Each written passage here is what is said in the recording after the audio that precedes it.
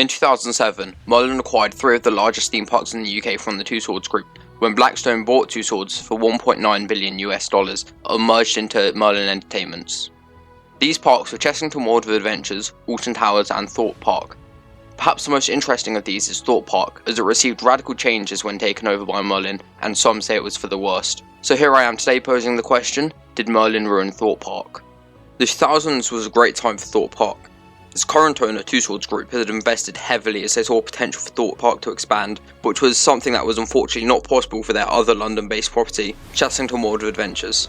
These investments came in the form of 3 large-scale coasters, Colossus, which was the first intimate inversion coaster, Nemesis Inferno, which had been an invert, and Stealth, an intimate accelerator which took the title of the UK's fastest roller coaster. This also came with 7 other various attractions which are mostly flat rides, helping to expand what was at the time an impressive portfolio of rides. When Tussauds acquired Thorpe Park in 1998, it had an attendance of a mere 800,000, and these additions managed to increase that figure by 112.5% by 2006, reaching an attendance figure of around 1.7 million, making it Europe's 14th most visited park in 2006. When Merlin took over Thorpe Park, it was still reaping the success of Stealth, which is a very well received addition from the previous year.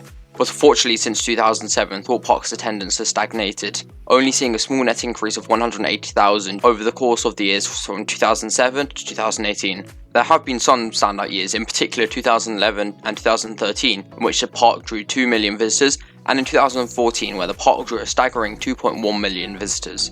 However, this is odd as these spikes in attendance do not line up with major investments. However, I think I can explain all of this. But to do that, we have to take a look at some of their investments Thorpe Park has received throughout its history as a Merlin park. Merlin didn't do much of the park until 2009, and in that year they not only added to the ride, a record-breaking Eurofighter, they also removed the beloved Safari ride, which featured many animatronic animals. This year marked a shift in Thorpe Park and showed the direction Merlin wanted to take the park, making it less family-friendly and having a sole focus on thrill seekers.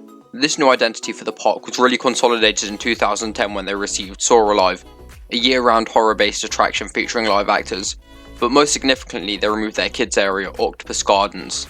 This entailed the removal of several family rides, most notably the Slippery Serpent, a large track-based kids ride. This was a huge blow to the younger families who visited Thorpe Park, really limiting what they could enjoy in the park. This was worsened by a massive rebrand of the park, which was focused at teenagers, marketing Thorpe Park as a mature thrill park. This definitely deterred families from visiting, and really began Thorpe's reputation as a park that you shouldn't take your kids to. I honestly think it was a bad move taking Thorpe Park in the direction of a thrill-only park, as it massively limits the demographic of people wanting to visit the park, and it limits the growth the park can see.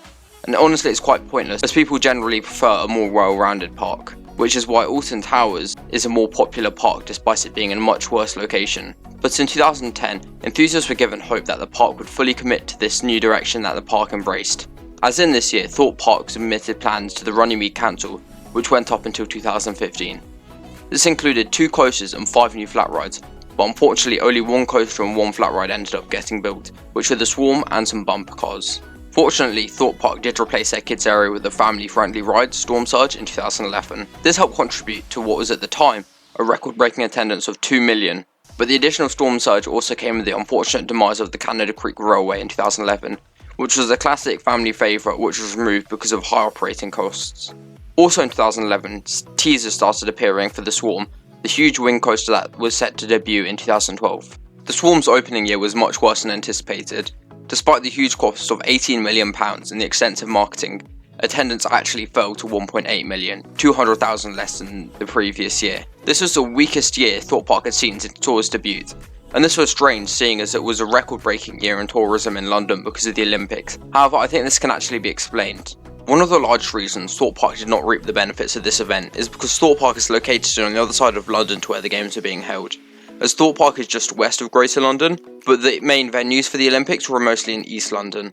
Furthermore, Swarm opened to less than stellar reviews, even from the general public. Most people said it's smooth, but not that extreme, so it didn't draw too many crowds, despite it being a unique model to the UK. Luckily for Thorpe Park, 2013 ended up being a great year. Not only did they refurbish X, but they also turned the last 2 rows on Swarm backwards, making for a much more extreme experience. This year they also managed to draw in 2 million visitors, which is a great improvement from the previous year. This may have also been helped by the opening of the Crash Pad Hotel, which was comprised of a few shipping containers as rooms, which is interesting considering the £99 per night cost. and this hotel was later rebranded to the Shark Hotel in 2014, but it was pretty much the same. 2014 was similarly good. They opened up the new Angry Birds Land, which had a new bumper cars ride, and the whole area received a general upgrade. Despite the small investment, Thorpe Park saw an increase in attendance to a record of 2.1 million visitors, making it Thorpe Park's most successful year ever. Unfortunately, this upward trend in attendance did not continue. 2015 was supposed to be the year Thorpe Park would open their proposed second coaster from their 5-year plan submitted in 2010, but this never happened. I believe this is because of the Swarm's failure to bring in more visitors, meaning that Thorpe Park decided against adding another coaster. This year instead they added a temporary walk-through attraction based off the TV show I'm Celebrity Get Me Out of Here, and it was far from a popular attraction. But I'll tell you the primary reason for the fall in attendance this year was the accident which occurred on Smiler in June 2nd. This had perturbed the general public in the UK, leading many to not visit theme parks, so the attendance fell to 1.8 million. And the low attendance in 2015 was not an anomaly, and in 2016 the attendance remained at the 1.8 million figure, despite the opening of the hugely expensive Darren Brown's Ghost Train ride. The advertised cost of this ride was 13 million, but I've heard from many sources that the ride went hugely over budget because of unforeseen technical problems, and it cost the park closer to £30 million, which is shocking for a ride of that scale and quality. And this ride didn't really draw in crowds. Firstly, as it was so unreliable, so it didn't open for most of the season, and also because the general public didn't really care that much of a Ghost Train style ride, especially since VR is an easily accessible technology that most people can use in their homes. Thorpe Park also didn't open their log flume Log Asleep this year because of high maintenance costs, and has remained closed ever since.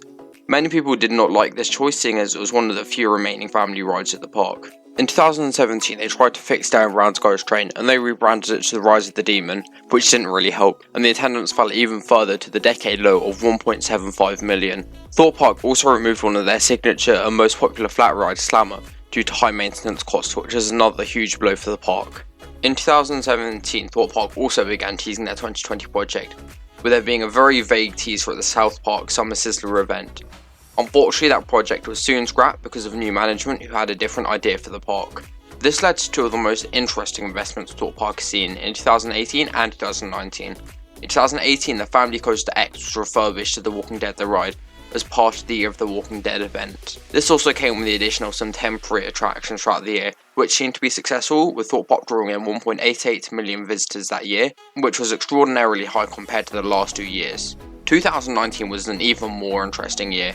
The main additions for this year were all temporary attractions, with one being a large bounce house called Bouncilla, and the other being Game Effects, which was a tent where you could play video games.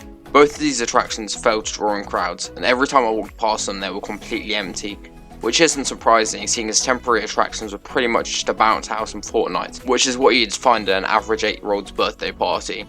I don't know what they were thinking, but I know that it wasn't that successful, and unfortunately no attendance figure has been released for this year yet, and this theme of temporary addition seems to be continuing into 2020, as their main addition this year is a temporary Black Mirror walkthrough, which I doubt will be successful, and I'm guessing it will only get lines because of the abysmal capacity of these walkthrough attractions. So Thorpe Park has had an interesting run with Merlin so far. There have been 3 major additions, but only one, Saw the Ride, was successful.